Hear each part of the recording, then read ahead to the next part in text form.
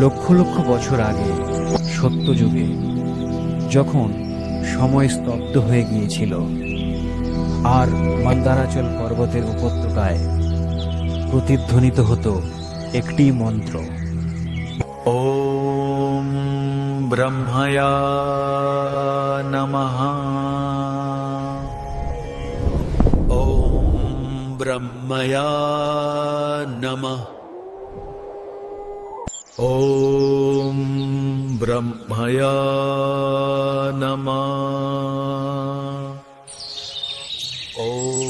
এই ধ্বনি ব্রহ্ময়া চলত বছরের পর বছর, কারণ সেই উপত্যকার গভীরে বসেছিলেন এক রাক্ষস, অত্যন্ত একগুঁয়ে, দৃঢ় প্রতিজ্ঞ, শক্তিশালী।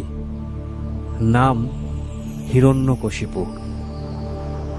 তিনি ছিলেন হিরণ্যকাশীর পুত্র, আর তার একমাত্র লক্ষ্য ব্রহ্মাকে তুষ্ট করা, এমন এক বর অর্জন করা যা তাকে অজেয় করে তুলবে।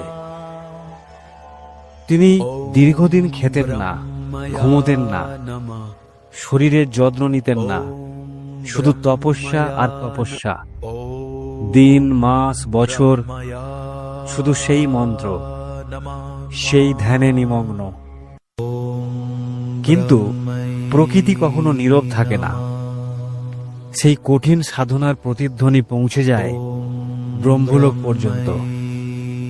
আর ঠিক তখনই একদিন, যখন সূর্য মাথার ওপরে, বাতাস থেমে গিয়েছে, সবকিছু নিস্তব্ধ, তখন আকাশমণ্ডল ছিন্ন করে নেমে আসে এক মহাজ্যোতি। সেই আলোর মাঝে আবির্ভূত হন ব্রহ্মাদেব। তিনি বলেন, ওঠো পুত্র, চোখ খোলো। আমি ব্রহ্মা। সৃষ্টি আমার চিন্তা থেকে শুরু। তোমরা সেই চিন্তারই অংশ। আটা যা চেতনাতে অমর। তোমার এই কঠিন তপস্যায় আমাকে মুগ্ধ করেছে। যে কোনো বর তুমি চাইতে পারো, আমি তা দিতে প্রস্তুত। তখন অহংকারী হিরণ্যকশিপু বলেন, ভগবান, আমাকে অমরত্ব দিন। ভগবান ব্রহ্মা কিছুটা বিস্ময়ে বললেন, এটা প্রকৃতির নিয়মের বিরুদ্ধে। তোমাকে অমরত্ব দিতে পারি না, তুমি অন্য কিছু চাও। এই কথায় হিরণ্যকশিপু ক্রুদ্ধ হয়ে ওঠেন। কেন হবে না পিতাশ্রী? কেন? দেবতারা অমরত্ব পেতে পারে, আর আমরা রাক্ষসরা পারি না কেন? আমাদের অমরত্ব পাওয়ার কোনো অধিকার নেই? ঠিক আছে ভগবান, আমি এমন এক বর চাইব যা আপনি অস্বীকার করতে পারবেন না। তখন হিরণ্যকশিপু বলল, আমি যেন কোনো মানুষ, দেবতা,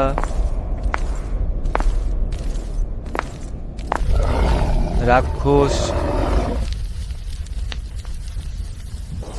যক্ষ কিংবা পশু দ্বারা মারা না যায়। দিনে বা রাতে মারা না যায়। কোনো অস্ত্র, কোনো চক্র দ্বারা মারা না যায়। আমি যেন পৃথিবী বা আকাশে মারা না যাই, ঘরের ভেতরে বা ঘরের বাইরে মারা না যাই। এই বর শুনে ব্রহ্মা স্তব্ধ হয়ে যান এবং কিছুক্ষণ পরে বলেন,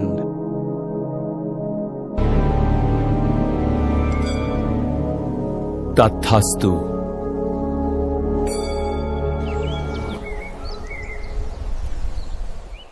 ধন্যবাদ পিতাশ্রী।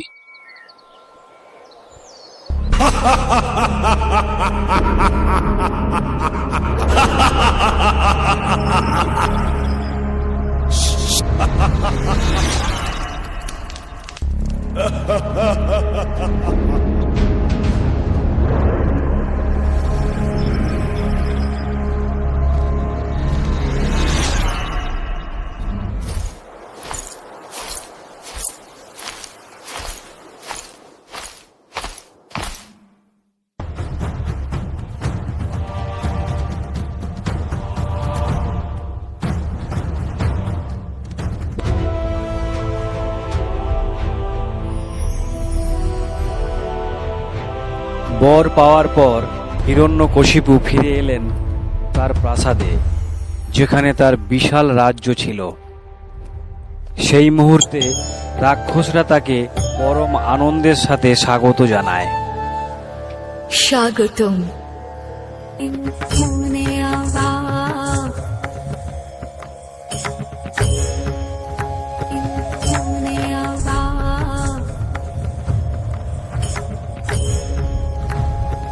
তিনি স্বর্ণখচিত সিংহাসনে বসে প্রথম আদেশ দেন, আজ থেকে আমার রাজ্যে বিষ্ণুর উপাসনা বন্ধ। তার রাক্ষস সৈন্যরা ছড়িয়ে পড়ল চারিদিকে। যারা বিষ্ণু ভক্ত তাদের হুমকি দিতে শুরু করলো।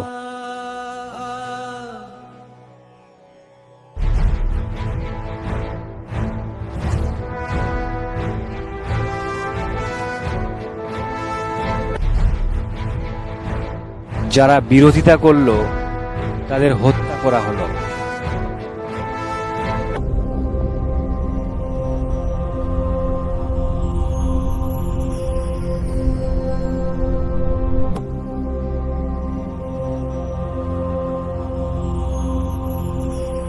রাজ্যে ছড়িয়ে পড়ল আতঙ্ক।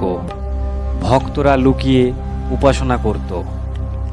অনেকে প্রাণ হারালো শুধুমাত্র বিষ্ণু ভগবানের নাম জপ করার কারণে।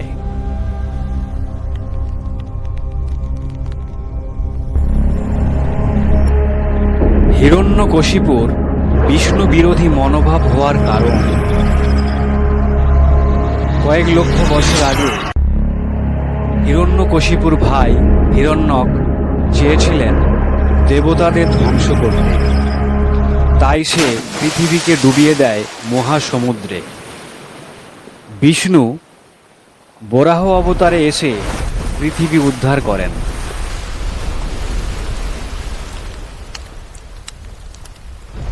এবং হিরণ্যককে হত্যা করেন।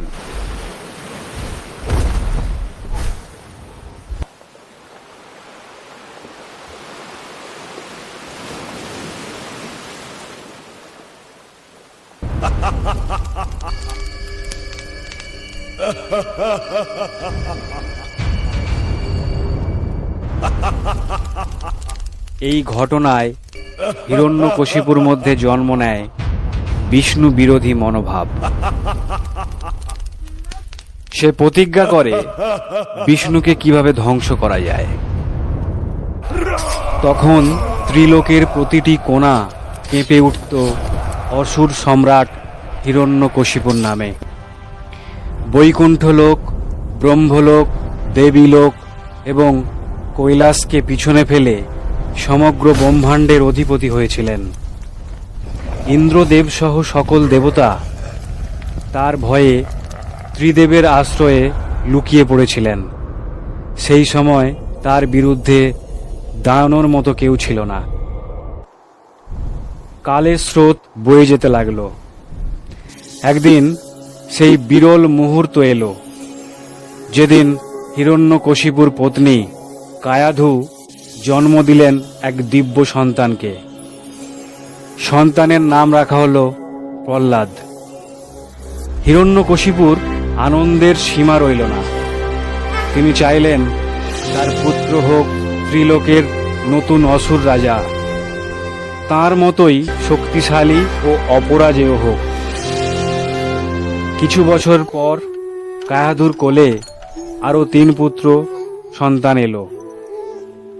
নাম হনুলাদ, সহলাদ, হলাদ। এদিকে প্রহ্লাদ বড় হতে লাগলেন, কিন্তু শৈশব থেকেই তার হৃদয় ভরেছিল ভগবান বিষ্ণুর প্রতি অনন্ত ভক্তিতে। গুরুকুলে পড়াশোনার পাশাপাশি দিনরাত তিনি ধ্যান করতেন সেই সর্বশক্তিমান প্রভু বিষ্ণুর। সময় কেটে যেতে লাগলো, পড়াশোনা শেষ হলো। গুরু হিরণ্যকরণ প্রহ্লাদকে নিয়ে বনরাজ্যে ফিরে এলেন হিরণ্যকশিপুর সামনে।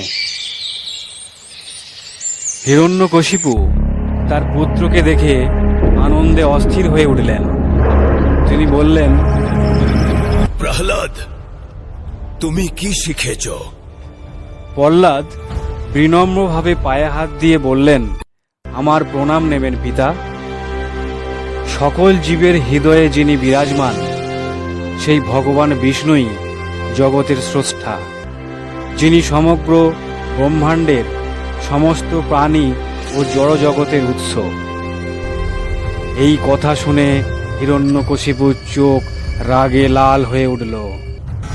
তিনি বললেন, অসুর সৈন্যরা, আমার পুত্রকে এক্ষুনি হত্যা করো। সঙ্গে সঙ্গে হাজার হাজার অসুর ধারালো অস্ত্র হাতে ঝাঁপিয়ে পড়ল ভক্ত প্রহ্লাদের ওপর। কিন্তু অসংখ্য আঘাতেও তিনি অটুট ভগবান বিষ্ণুর ধ্যানে নিমগ্ন। হিরণ্যকশিপু তো হতবাক।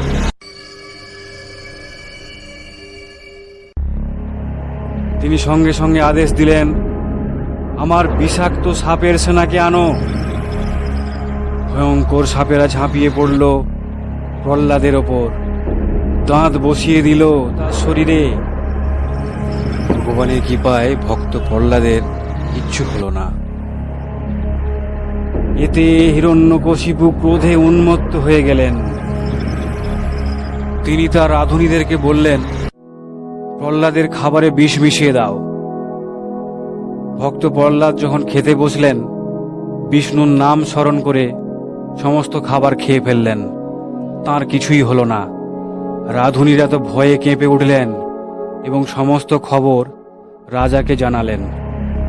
হিরণ্যকশিপু তো ক্রোধে ফেটে পড়লেন। এক মর্মান্তিক আদেশ দিলেন তার সৈন্যদের, প্রহ্লাদকে প্রাসাদ থেকে 100 যোজন নিচে ফেলে দাও। অসুর সৈন্যরা প্রহ্লাদকে ধরে ওপর থেকে নিচে ছুঁড়ে ফেলে দিল। পৃথিবীতে পড়ার আগেই জগৎ মাতা তাকে কোলে তুলে নিরাপদ মাটিতে রেখে অদৃশ্য হয়ে গেলেন। এই খবর শুনে হিরণ্যকশিপু চূড়ান্ত ক্রোধে ফেটে পড়লেন। তিনি আবারও আদেশ দিলেন, প্রহ্লাদকে সাপের ফাঁস দিয়ে বেঁধে সমুদ্রে ডুবিয়ে দাও। তাঁর সৈন্যরা তাকে বেঁধে সমুদ্রের গভীরে ডুবিয়ে দিল। চারিদিকে উত্তাল জলরাশি, ভয়ঙ্কর ঢেউ আছড়ে পড়ছে। এই দৃশ্য দেখে হিরণ্যকশিপু আবারও বললেন, ওকে পাথর দিয়ে ঢেকে দাও। হাজার হাজার ওজনের পাথরের স্তূপ প্রহ্লাদের ওপর চাপিয়ে দেয়া হলো। সমুদ্রের তলায় পাথরের স্তূপের নিচে অজ্ঞান প্রহ্লাদ, কিন্তু তার মন তখনও নিমগ্ন ভগবান বিষ্ণুর স্মরণে। পাথরের স্তূপ ছিটকে উঠে আসলেন ভক্ত প্রহ্লাদ। পৃথিবীতে পা রেখে বসে পড়লেন মাটিতে। চোখ ভিজল আনন্দ ও কৃতজ্ঞতায়। ক্লান্ত কণ্ঠে প্রহ্লাদ বললেন, হে প্রভু, তুমি কোথায়? হঠাৎ আলো ছড়িয়ে পড়ল চারিদিকে। সামনে আবির্ভূত হলেন ভগবান শ্রীবিষ্ণু। প্রহ্লাদ প্রণাম করলেন।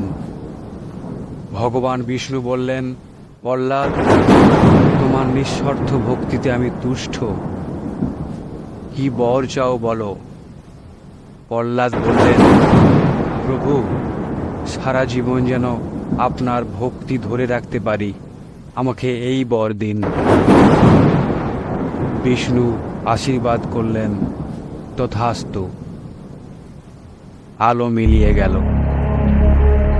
এদিকে হিরণ্যকশিপু তার ছেলেকে জীবিত দেখে তার চোখে রাগের আগুন জ্বলছে। হিরণ্যকশিপু তার বোন হোলিকা রাক্ষসীকে ডাকলেন। প্রহ্লাদকে নিয়ে হোলিকাকে বসিয়ে দিলেন জ্বলন্ত চিতায়। আগুন ছড়িয়ে পড়তে লাগলো। প্রহ্লাদ চোখ বুজে শ্রী বিষ্ণুর নাম স্মরণ করতে লাগলেন। হোলিকা রাক্ষসী আর হিরণ্যকশিপু এই দৃশ্য দেখে জোরে জোরে হাসতে লাগলেন। কিন্তু কিছুক্ষণের মধ্যেই প্রহ্লাদের কিছুই হলো না, বরং হোলিকার দেহ আগুনে ঝলসে গেল। শুরু হলো চিৎকার। অবশেষে হোলিকা দগ্ধ হয়ে প্রাণে মারা গেল। চিতার আগুন ভক্ত প্রহ্লাদকে কিছুই করতে পারল না। তখন হিরণ্যকশিপুর চোখ ক্রোধে লাল হয়ে ওঠে। তিনি প্রচণ্ড শক্তিতে প্রহ্লাদের বুকে লাথি মারেন। প্রহ্লাদ ছিটকে পড়ে যান এবং তিনি রক্তাক্ত হয়ে যান। হিরণ্যকশিপু বলেন, কোথায় তোর ভগবান? ডেকে আন তাকে, যদি পারে তোকে বাঁচিয়ে দিক। প্রহ্লাদ ধীরে ধীরে বলেন, ভগবান সর্বত্রই রয়েছেন, এমনকি এই প্রাসাদের প্রতিটি স্তম্ভেও ভগবান শ্রীকৃষ্ণ আছেন। এই কথা শুনে হিরণ্যকশিপু পাগলের মতো গোদা হাতে সমস্ত স্তম্ভ ভাঙতে শুরু করলেন। একটার পর একটা স্তম্ভ ভেঙে ফেললেন। তার মধ্যে থেকে হঠাৎ করে একটি স্তম্ভ থেকে বেরিয়ে আসলেন অর্ধ মানব অর্ধ সিংহ ভগবান নৃসিংহ। ভগবান নৃসিংহকে দেখে হিরণ্যকশিপু গোদা দিয়ে আক্রমণ করতে শুরু করেন, কিন্তু নৃসিংহের এক ধাবাতেই তার গোদা ভেঙে চূর্ণ বিচূর্ণ হয়ে যায়। ভগবান নৃসিংহ হিরণ্যকশিপুকে তার দুটো পায়ের ওপর শোয়ান এবং বলতে থাকেন, তুমি ঘরের ভেতরেও নও, বাইরেও নও, তুমি পৃথিবীতেও নও, আকাশেও নও। এখন দিন নয়, রাতও নয়। আমি তোমায় অস্ত্র দিয়েও মারব না, আর চক্র দিয়েও মারব না। আমি কোনো দেবতা নই, যক্ষ বা রাক্ষস নই, মানুষ কিংবা পশুও নই, আমি কেউ নই।